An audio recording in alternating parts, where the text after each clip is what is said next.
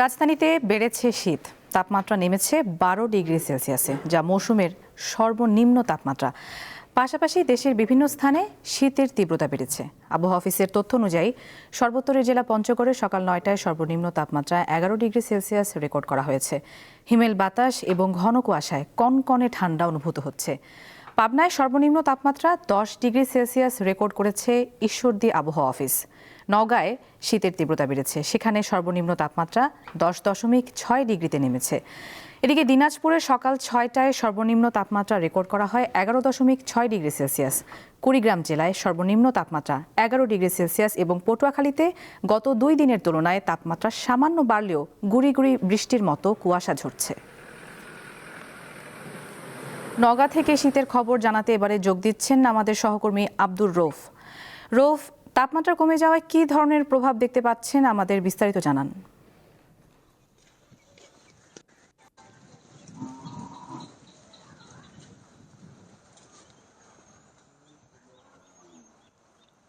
আপনি যেমনটি বলছিলেন, গতকালকে নওগাঁয় সর্বনিম্ন তাপমাত্রা পরিমাপ করা হয়েছিল 9 ডিগ্রি, যা এই শীত মৌসুমে ছিল সর্বনিম্ন। আজকে সেই তাপমাত্রাটি কিছুটা বৃদ্ধি পেয়েছে।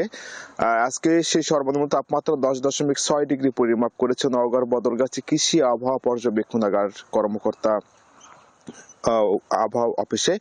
এছাড়া এই তাপমাত্রা সামান্য একটু বৃদ্ধি পেলেও কিন্তু শীতের তীব্রতা একেবারেই কমেনি, বরং এই উত্তর থেকে বয়ে আসা হিমেল হাওয়ার কারণে সেই শীতের তীব্রতাটাকে কয়েক গুণ বাড়িয়ে দিয়েছে। এই মানে কনকনে হাড় কাঁপানো শীতের মধ্যে বেকায়দায় পড়েছে বিশেষ করে শ্রমজীবী মানুষ যারা রয়েছে, ছিন্নমূল ভবঘুরে নিম্ন আয়ের খেটে খাওয়া মানুষরা, তারা কিন্তু চরম বিপাকে পড়েছে। তারা এই শীতকে উপেক্ষা করে খোলা মাঠে বের হয়ে কাজ করতে পারছে না এবং অনেক মানুষজনও কিন্তু এই শীতে প্রয়োজন ছাড়া বাইরে বের হচ্ছে না, যার কারণে রাস্তাঘাটে মানুষের চলাচলও কমে গেছে। এই কারণে কিন্তু অটো যেগুলো আছে, সিএনজি যেগুলো আছে, অটো রিক্সা যেগুলো আছে, এগুলো যাত্রী কমে গেছে। যাত্রী কমে যাওয়ার কারণে শ্রমজীবী মানুষদের আয় কমে গেছে।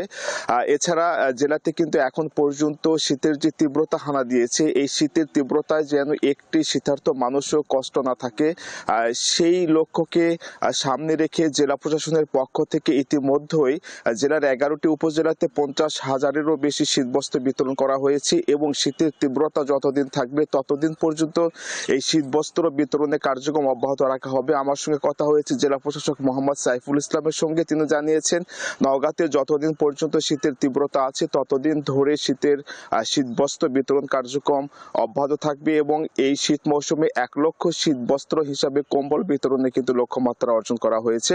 আর জেলার 11টি উপজেলা নির্বাহী কর্মকর্তা যারা রয়েছেন, তারা কিন্তু প্রতিদিনই সন্ধ্যার পরে আপনার শীতবস্ত্র নিয়ে খুঁজে খুঁজে শীতার্ত মানুষদের কিন্তু আপনার শীতবস্ত্র বিতরণ করছে, এমন দৃশ্য দেখা দিয়েছে। তবে শীতের এই তীব্রতা আরো আগামী তারা কিছু বৃদ্ধি পাবে, এমনটি জানিয়েছে নওগাঁর বদলগাছি কৃষি আবহাওয়া পর্যবেক্ষণাগারের কর্মকর্তা মিজানুর রহমান। তো শীত নিয়ে এই ছিল আমার কাছে থাকা সর্বশেষ তথ্য। ধন্যবাদ আপনাকে যুক্ত হওয়ার জন্য।